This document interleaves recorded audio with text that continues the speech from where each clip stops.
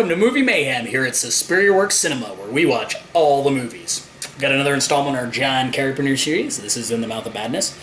I love this movie.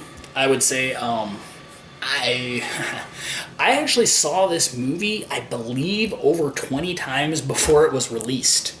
So you can probably say I'm a fan. First copy I saw was actually, I saw the rough print of it. So there was no score at all. It was all just one. It had the TCR on it and everything else. And I watched that 20 times. Obviously, I'm a Lovecraft fan as well. So this is a movie that I think the score is absolutely fantastic and works perfect. The effects are fantastic. Sam Neill's performance, amazing.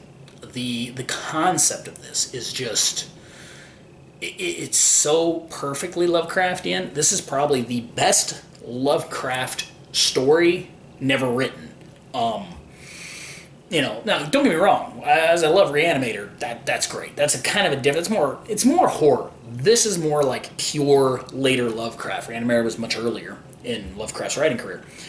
And so the concept is an insurance adjuster has to go check out the claim that the author of, the super famous author has disappeared, not going to finish his book, so they're making an insurance claim.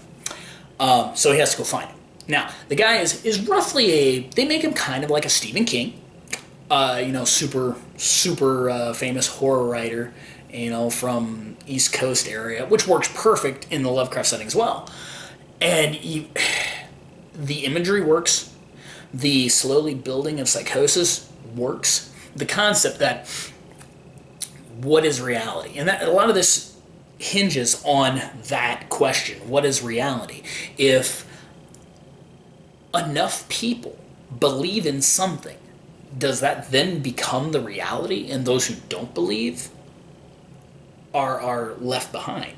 And I mean, if you think about it, it's kind of true. Let's not go far as giant monsters, but think about in a real world setting when our social politics go back in time 100 years and think about the reality. Then think about now.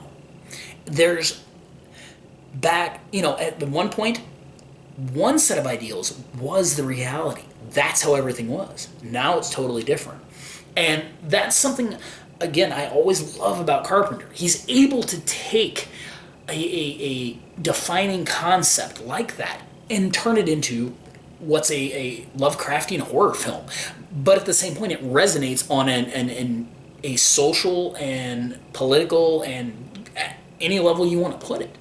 The creature effects are really cool, especially when he's running through the tunnel. I love how creepy they look. The flashbacks are great. The slowly building of his own insanity. The end. Some people have really, some people didn't like the end, but for me, I feel it's the perfect ending to this film. I mean, how else could you have ended it?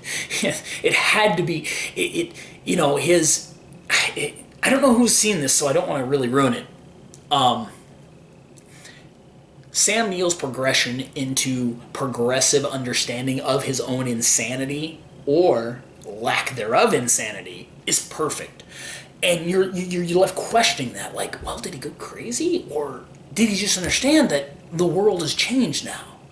And Jürgen Prochnow, when he's like, he has this one great line, like, more people believe in my work than the Bible. It's so perfectly and poignant to the story we're trying to get across. So I rewatched it again and again and again. Blu-ray transfer is decent on this one.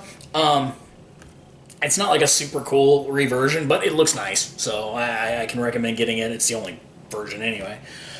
And great film. So if you haven't seen it, watch it.